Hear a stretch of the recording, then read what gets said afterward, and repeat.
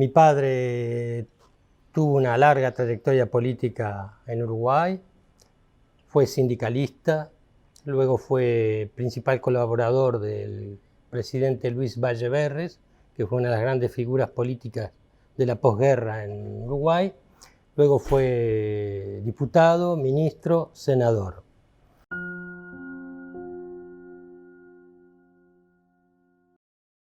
En el año 67,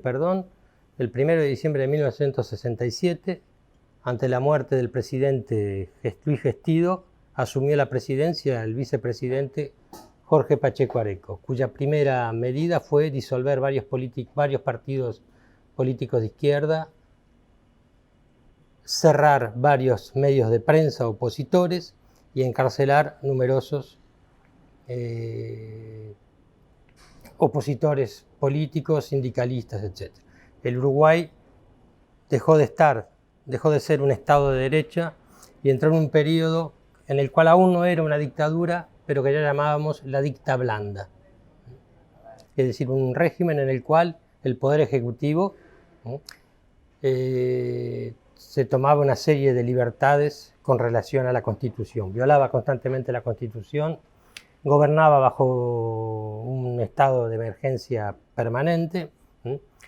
detenía líderes sindicales, detenía líderes estudiantiles, censuraba a la prensa, perseguía a los partidos políticos de izquierda. Más aún, en el año 68, cuando la gran oleada estudiantil que vivía el mundo llegó a Uruguay, ese gobierno reprimió severamente, matando a 3 estudiantes con balas, y lo que creó una gran insurrección juvenil y dio paso al inicio de una guerra de guerrillas dirigida por el Movimiento de Liberación Nacional Tupamaros. Esa resistencia armada que comenzó a surgir en el país llevó a que el Poder Ejecutivo y la presidencia de Jorge Pacheco Areco recurrieran al ejército para reprimir la guerrilla y comenzara a aplicarse sistemáticamente la tortura en Uruguay. Señalo ese fenómeno de la tortura porque quizás fue un elemento clave en lo que fueron los últimos años de vida de mi padre. Mi padre, que era de tendencia socialdemócrata, digamos, un hombre de izquierda, de centro izquierda, radicalizó sus posiciones políticas, quizás asqueado, conmovido por ese fenómeno de la tortura. En el año 1968, el gobierno de Pacheco Areco reprimió en forma sangrienta el movimiento estudiantil, lo que generó una radicalización de la juventud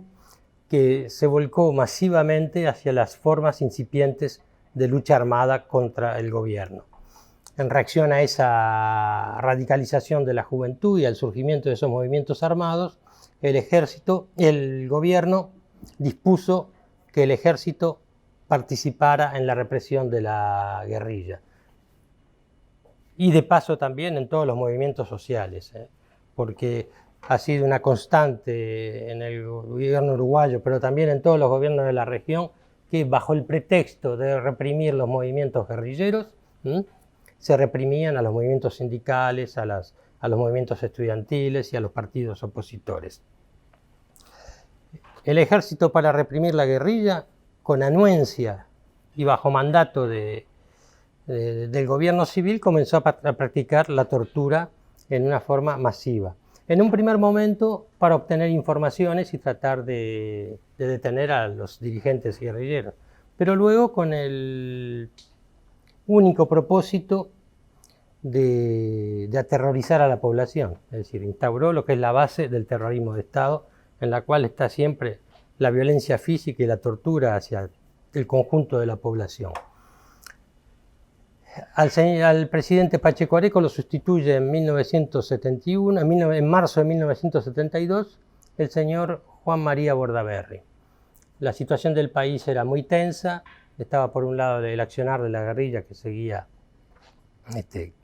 en alza, había mucha inquietud social, había protestas,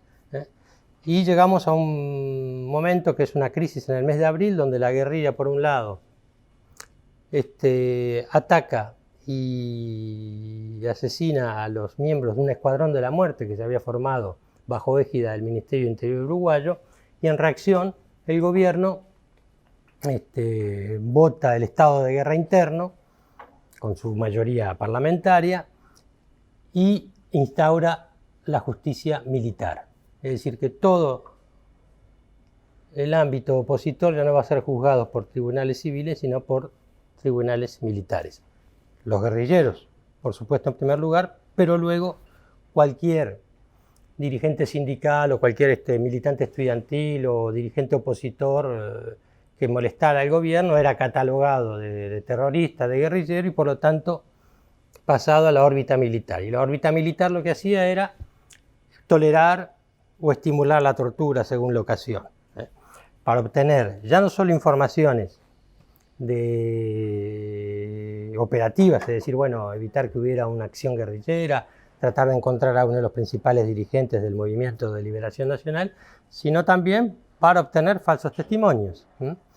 Y en particular hacia un senador de la República que se llamaba Enrique Erro, al cual los militares, con el objetivo de desacreditar al sistema político, decían que era un Tupamaro, etc. Y entonces llegó a una circunstancia de crisis, y finalmente el presidente José María Bordaberry, con el acuerdo de las Fuerzas Armadas, dieron un golpe de Estado. Disolvieron las cámaras, intervinieron en la universidad, disolvieron los sindicatos, cerraron la prensa, condenaron al exilio a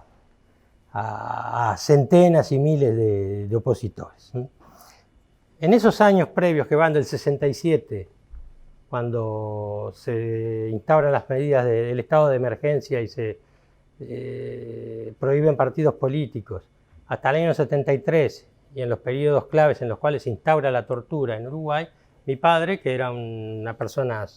de tendencia socialdemócrata, de izquierda, de centroizquierda, según como cada uno quiera catalogarlo, se convirtió en el principal acusador de las Fuerzas Armadas, denunciando constantemente la tortura. Cada día, en las cámaras, relataba las distintas denuncias que recibía de torturas o de malos tratos o de operativos militares ilegales, que era la única forma de poder publicarlos en la prensa, porque la autoridad judicial había justificado o admitido la censura de la prensa, salvo cuando se trataba de parlamentarios que eran los representantes de la voz de la nación. Por denunciar a la tortura, los militares, de hecho, prácticamente lo condenaron a muerte. Ya en Uruguay lo amenazaban constantemente, recibía llamadas anónimas. Algunos presos que eran liberados le decían: vaya a decirle al senador Michelini que si sigue así va a terminar mal, lo vamos a matar, etc.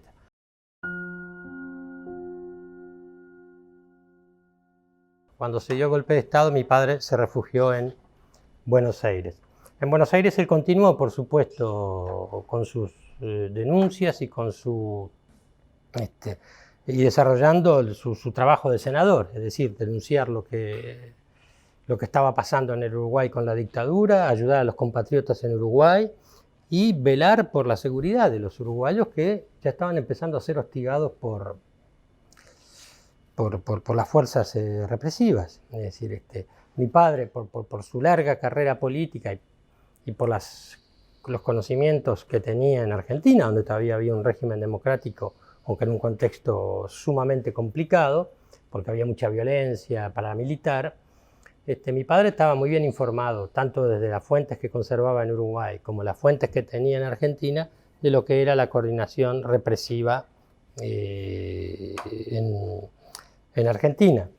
Entonces, en el exterior, mi padre siguió denunciando la tortura y fue ahí que recibió una invitación de Luigi Basso, para participar en el Tribunal Russell en Roma sobre la situación en América Latina. El Tribunal Russell había tenido una primera gran acción de gran impacto internacional, que había sido cuando sesionó por la guerra de Vietnam, y ahora había decidido ocuparse de lo que estaba sucediendo en América Latina, donde ya había habido un golpe en Brasil, había habido el golpe en Chile, el golpe en Uruguay y había una situación muy tensa en Argentina. Entonces, mi padre concurrió a Roma, a esta ciudad, y participó en el Tribunal Russell, donde hizo un discurso que fue el primer gran discurso contra la dictadura después del golpe de Estado, que era un discurso muy racional, muy estructurado, muy bien desarrollado, donde estaba la pasión propia de él, porque mi padre era un gran orador y era alguien que hablaba con mucha pasión, con mucho énfasis, pero ese discurso, que fue un discurso leído, que yo recuerdo además durante días y días antes de salir hacia Roma, él repetía, que conocía prácticamente de memoria, es decir, él lo había escrito, lo iba corrigiendo, lo había leído, hubo todo un trabajo de 15, 20, 25 días, y hasta el punto yo le había hecho una vez un chiste, yo le había dicho, mi madre me hacía dormir cantándome canciones para niños y yo me duermo escuchando el informe del Tribunal Russell. Y entonces ese discurso, donde denunciaba no solo con un gran rigor todo lo que era la tortura que se desarrollaba en Uruguay, sino la génesis del golpe de Estado, las consecuencias que estaba teniendo sobre la población, la ruptura total que significaba para lo que era la tradición política del país.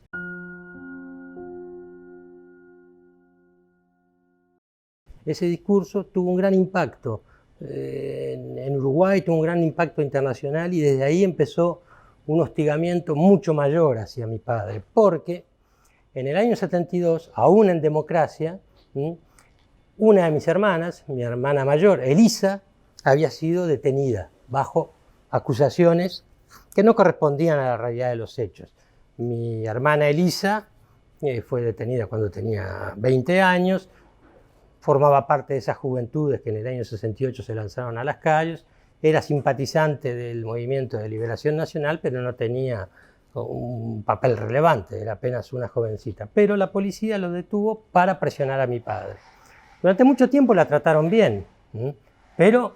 ya mi padre comenzó en el Senado, cada vez que levantaba la voz, ya tenía que tener presente que su hija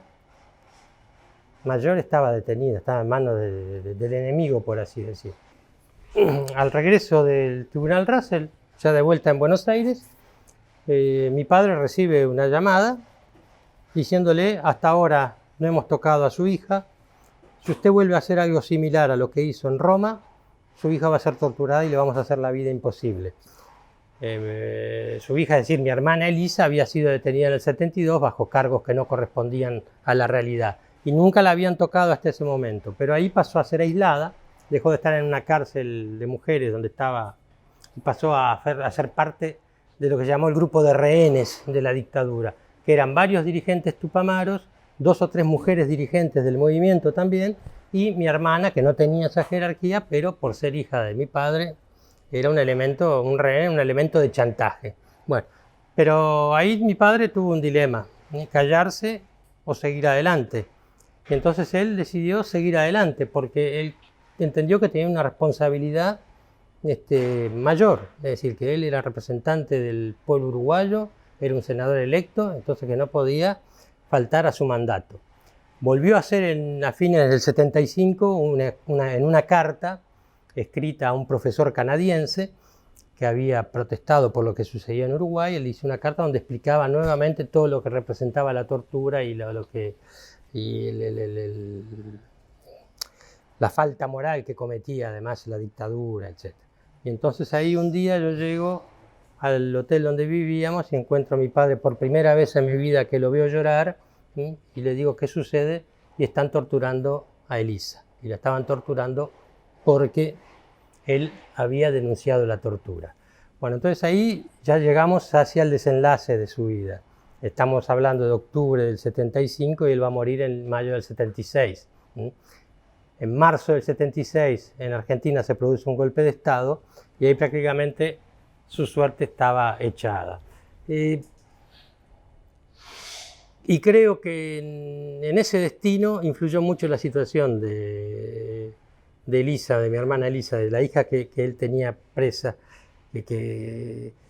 porque varias personas, incluso embajadas, le dijeron: senador, usted tiene que irse, la situación está muy difícil, muy complicada en Argentina, su vida corre peligro, etc. Y él negó a irse.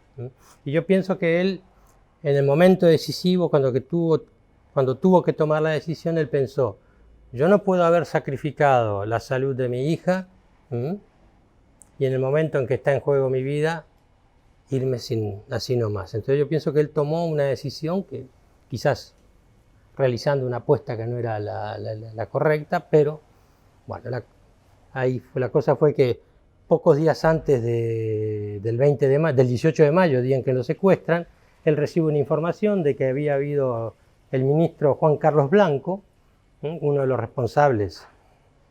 del asesinato de Daniel Banfi, que ha sido condenado y que esperamos que en este juicio del Plan Cóndor aquí en Roma se confirme su condena. Había ido a Buenos Aires para presentar una queja ante las autoridades argentinas de todo el mal y todo lo que molestaba el senador Michelini, etc. A tal punto que mi padre escribió una carta diciendo que si algún día él aparecía en Uruguay diciendo que había viajado con consentimiento, etc., era todo falso, que había sido secuestrado. Bueno, la cosa es que el 18 de mayo de 1976 mi padre es secuestrado junto al presidente de la Cámara de Diputados, Héctor Gutiérrez Ruiz, y junto a dos jóvenes militantes tupamaros, cuya única función en el secuestro era poder armar un discurso de que se había encontrado un comando tupamaro que había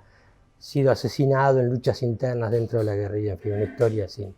Y el 20 de mayo, el día de su cumpleaños, aparece el cadáver en Buenos Aires.